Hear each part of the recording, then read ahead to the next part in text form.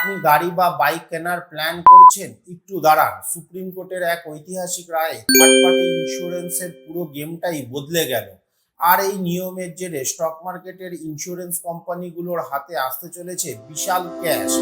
এর সাথে থাকছে এয়ারটেল আর মারিকোর ধামাকাদার কোয়ার্টার 1 রেজাল্ট, আর গোল্ডম্যান স্ন্যাক্সের 100 কোটি টাকার মেগা ডিল। কোন কোন স্টকে এখন আগুন লাগতে পারে চলুন দেখে নিই। আপনাদের সকলকে স্বাগত জানিয়ে শুরু করছি আজকের পর্ব।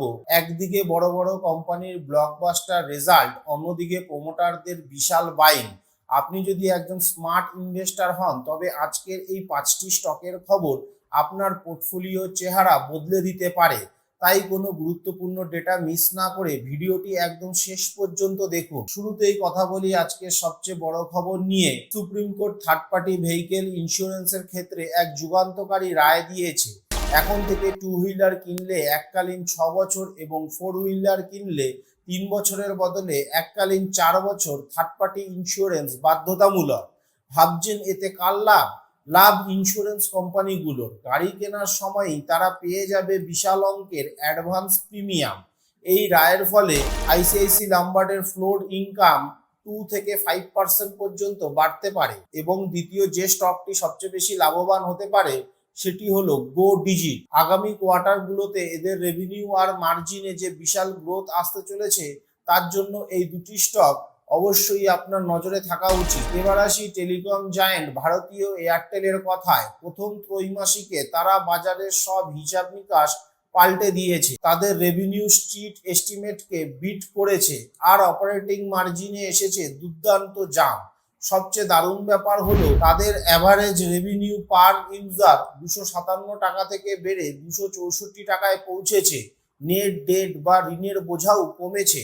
ত্রৈমাসিক ভিত্তিতে মুনাফা 11.5% বৃদ্ধি পেয়েছে। এক কথায় মোবাইল থেকে হোম ব্রডব্যান্ড সব জায়গাতে এয়ারটেল এখন অপ্রতিরোধ্য। এফএমসিজি সেক্টরে মারিকো এক কথায় ফাটিয়ে দিয়েছে।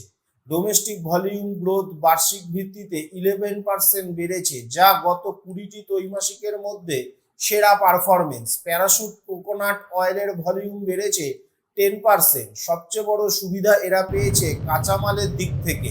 অপরিশোধিত তেলের দাম বাড়লেও শুকনো নারকেলের দাম কম থাকায় কোম্পানির মুনাফায় 27% বিশাল জাম্প দেখা গেছে।